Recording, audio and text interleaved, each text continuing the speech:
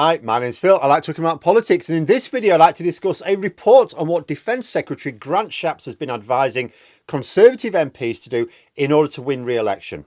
It essentially seems to boil down to behaving as if you're an independent and hoping that the Tory brand does just enough to win you more votes than it costs.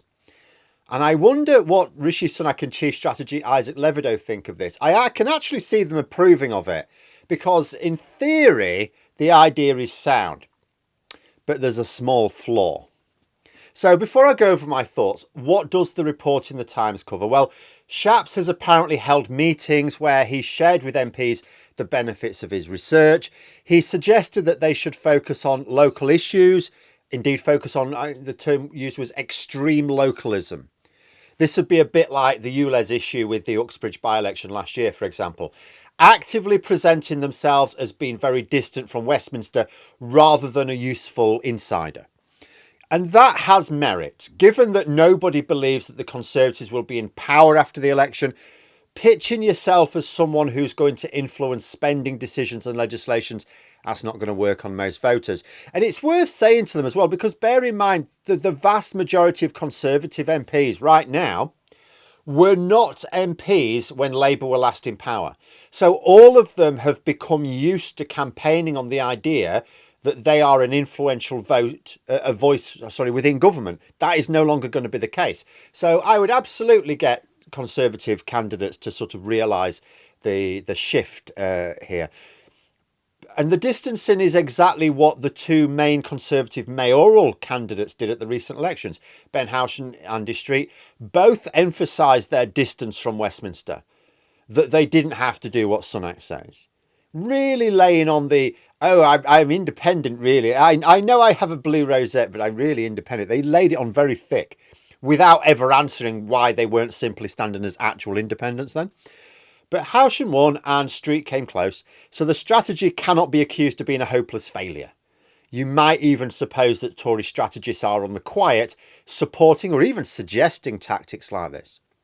You can read about Shapps offering advice to Tory MPs, distancing themselves from the Westminster leadership, and you can think, hey up, he's gone rogue again, but he may well be doing it with Sunak and Levidow's approval. Standing as the Conservative candidate will automatically attract the core tribal vote. But if you can use your own name differently locally to more discerning voters, then you can see the logic in this. Thing is, there's the downside is that it invites Conservative candidates to do their own thing. And it's like the old adage, isn't it? You know, a team of average players like working together will do better than a team of better players doing their own thing.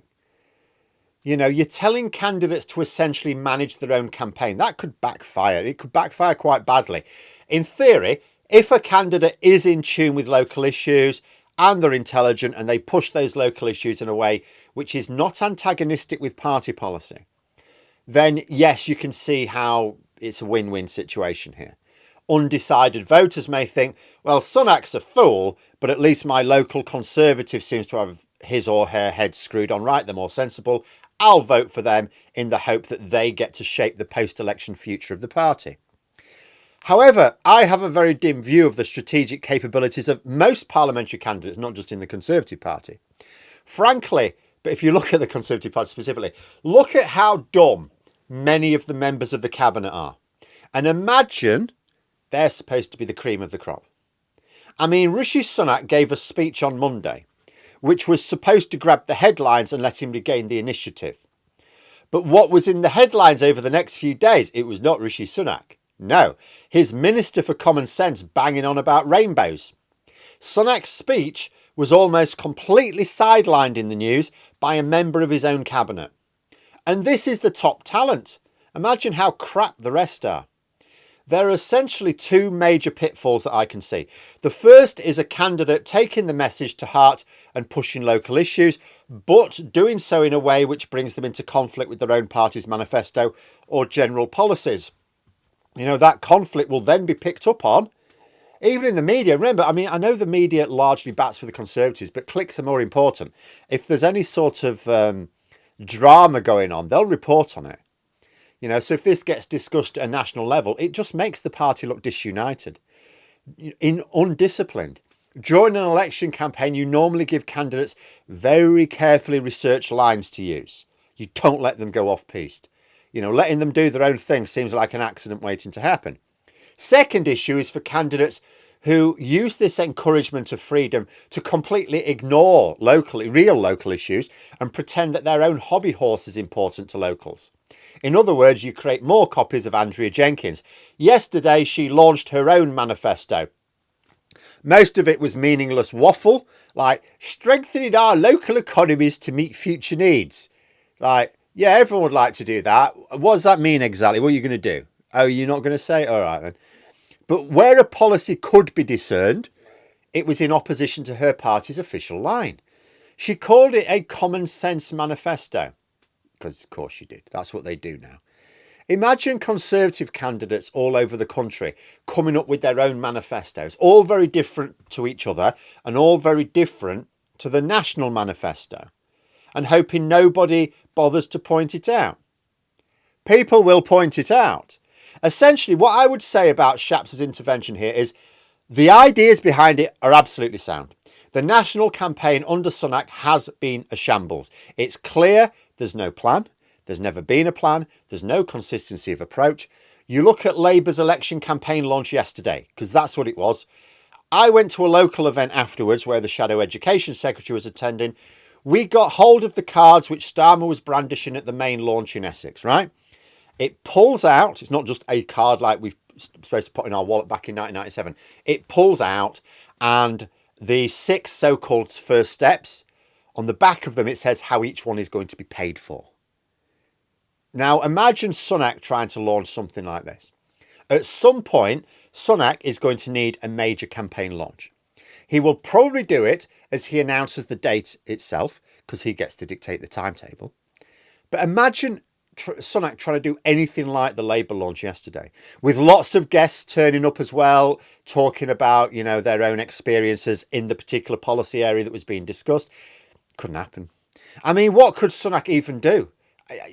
You'd think, oh, he'll bang on about the boats. I don't think he's going to bang on about the boats after summer. His Rwanda plan will have belly flopped by then. Waiting lists will still be high. We may be seeing articles on more Brexit disruption to our food and medicine supply chains. All Sunak's going to be left with is culture wars. Down with rainbows. So, sure, yeah, Tory candidates cannot ride the coattails of the national campaign as they normally would be able to. The national campaign, I'm sure the immoral social media attacks are going to be very slick. But apart from that, the national campaign is going to be rubbish. So I would absolutely say Conservative candidates would do better to heed Shapps and distance themselves from Westminster, connect strongly with their local area. But, like I said, there is a small flaw in the plan. The reason the national campaign will be of little to no benefit to Conservative candidates is not circumstance. It's not just the fact that they've been out of power for 14 years, or in power, for 14 years.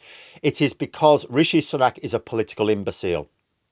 Many other influential leaders within the party are similarly moronic. The reason we keep hearing about plots against Sunak, but nothing ever comes of it. It's doing it again. The Express are doing it again. Oh, Sunak's gone this time. No, you keep saying that every week. Nothing ever happens. Why? Because Tory MPs genuinely understand that Sunak is rubbish. But they also understand that there's nobody better to replace him with. And that is the gaping hole in this plan. The national leadership is useless, which is why it cannot cobble together an effective national campaign. But the national leadership is also the best minds the party has to offer. So individual candidates doing their own thing without the benefit of expensive pollsters, analysts, strategists and communications experts will be even worse. Still, I suppose they have to try something. But there we are. Those are my thoughts. If you enjoyed the video, please subscribe for further content and click the like button. You can also sign up for memberships if you'd like to support the channel further. Thanks for watching, and until next time, I'll see you later.